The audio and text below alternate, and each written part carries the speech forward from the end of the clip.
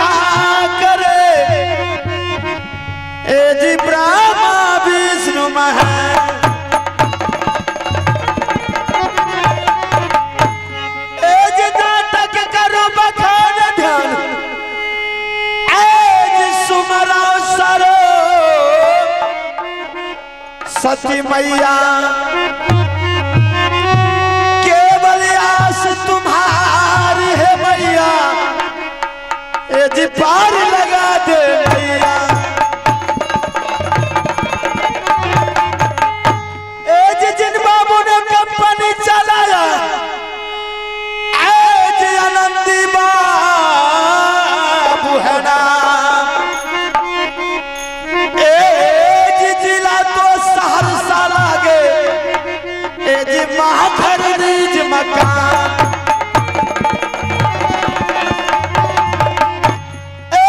प्रखंड के आसीवासी एज बलहमपुर मकान एज जिला तो सहरसा लागे एज संजीव कुमार है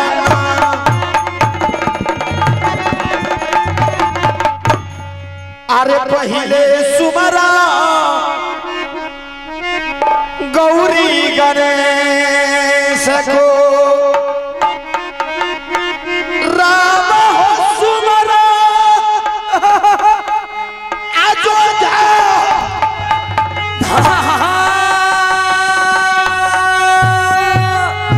महादेव सुमरा चोरी कैलाशपति को कृष्ण हो सुमरा श्री दोरिया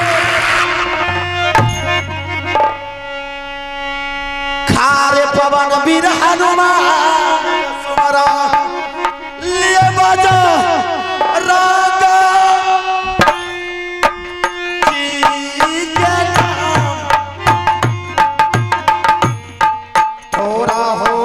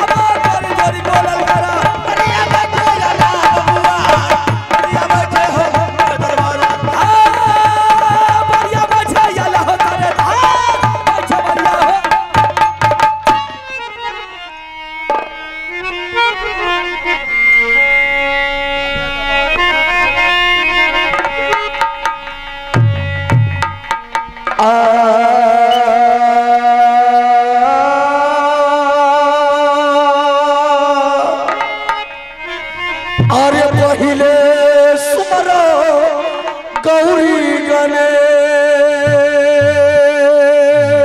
को राम हो सुमरो अजोधा हो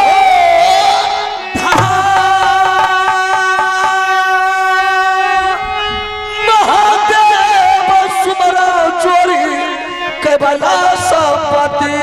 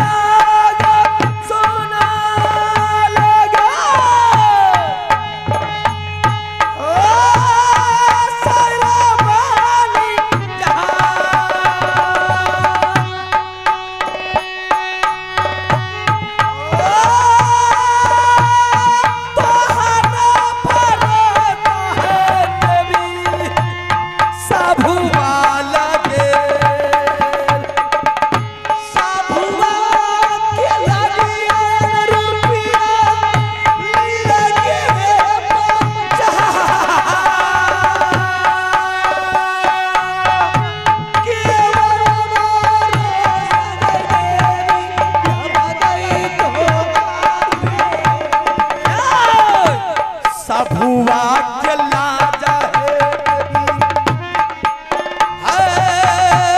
लिहो है बच्चा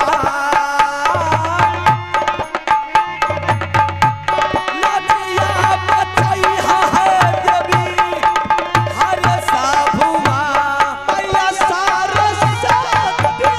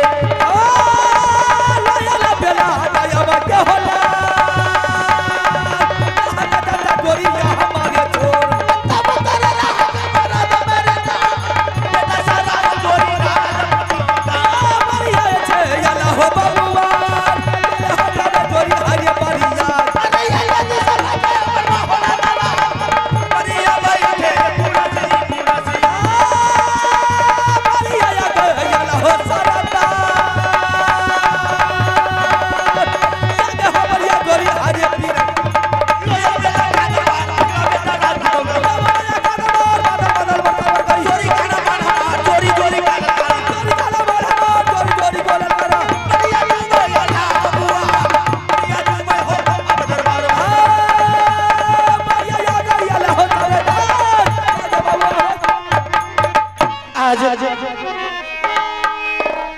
बड़ी दुख की बात है कि आज दिल्ली के राजा पृथ्वी चौहान गेंद का बाजी रखा है, यानी कि क्रिकेट का बाजी रखा है। साला एक कावड़ों किला में टीका दिया, छोटा छतरी समझ करके राज महुआ में टीका नहीं। आज अगर कावड़ों किला में कोई काम शुभ काम करता है तो सबसे पहले अमरपति आल्हा सिंह के पास टीका था। और दिल्ली के राजा पृथ्वी चौहान ने सोचा अब तक राज महुआ में जो भी छतरी पैदा लिया सिर्फ लोहा ही लोहा चलाया है। दिल्ली के राजा पृथ्वी चौहान तुम्हारा सोच गलत है। राज महुआ के छतरी को हर एक चीज से परिपूर्ण है। रही बात बाबू रूदल सिंह, बाबू रूदल सिंह जंगल का शेर, जंगल का डाकू, जंगल का बादशाह। अगर वो 6 महीने जंगल में रहता है तो 2-4 रोज आकर के राज महुआ में रहता है, लेकिन फिर भी उसे जंगल से प्यार है, राज महुआ से इनका। ठीक है, कोई भी काम करते हैं राज महुआ में हम दोनों भाई के विचार से करते हैं, मिलती से करते हैं, दोनों भाई के समझौता से करते हैं। कोई भी अगर काम करते कि हो सकता है बड़े होने के नाते मेरा फर्ज बनता है कि अपने से छोटे भाई से राय विचार देकर के कोई कदम उठाना चाहिए। और हर इंसान को यही सोच होना चाहिए, अगर भाई 2-4 भाई है तो सभी भाई से राय विचार देकर के कोई भी काम करे तो विचार करके करे, ताकि आगे चल करके दोनों भाई में किसी तरह की विवाद नहीं होगा। घर में सुमंती रहेगी, घर में मिलती रहेगी तो घर में हर स्वर्ग की तरह चलता रहेगा, घर में लक्ष्मी की बात होगी। अगर भाई में विवाद है तो संपत्ति नहीं आ सकता, इसलिए उसमें विवादी का जड़ है। इसलिए हम दोनों भाई के बहुत बड़ा प्यार है। जरा हम अपने बाबू रुदल सिंह से एक बार विचार लेते हैं, क्या रुदल सिंह तुम्हारे पास कोई टीका आया है कि नहीं आया? अगर नहीं आया होगा फिर आगे सोचेंगे।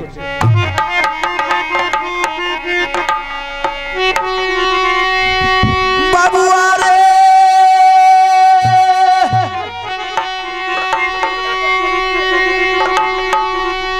सुना ले रुदाला बाबुआ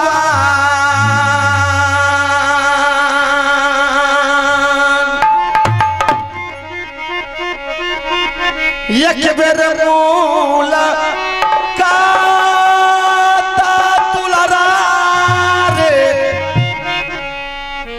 कर ले रे भैया तब महाराजा दया बकाला पर बहादुर महाराजा दया बकाला यहाँ के बरदैया आई चोरी कहला मानो हमारे छोरे से आचा बदला चोरी कहला मानो हमारे चोरी चोरी बोला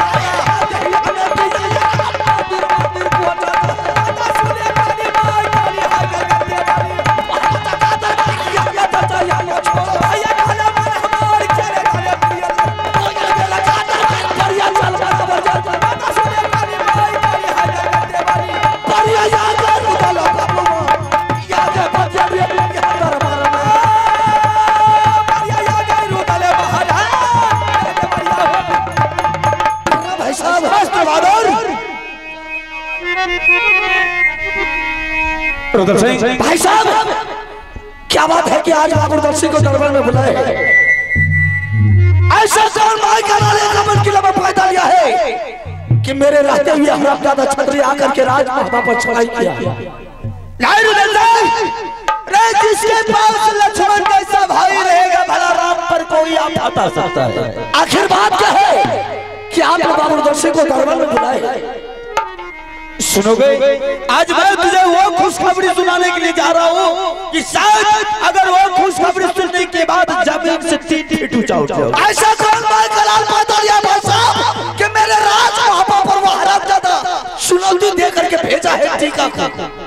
रुद्र सिंह, आज दिल्लीगढ़ के राजा पृथ्वी चौहान क्रिकेट का बाजी रखा है, गेंद के बाजी रखा है। उस गेंद के बाजी में 9 लाख का मेडल है। उन्होंने सारे जगह में टीका लिख करके भेज दिया, अगर कोई माई का लाल क्रिकेटर खिलाड़ी है तो मेरे मैदान में आकर इस क्रिकेट को जीत करके 9 लाख का मेडल ले जाए। इसलिए सारे जगह टीका दिया। हरमजादा राजभोबा छोटा छतरी समझ करके हम दोनों भाई के पास टीका नहीं।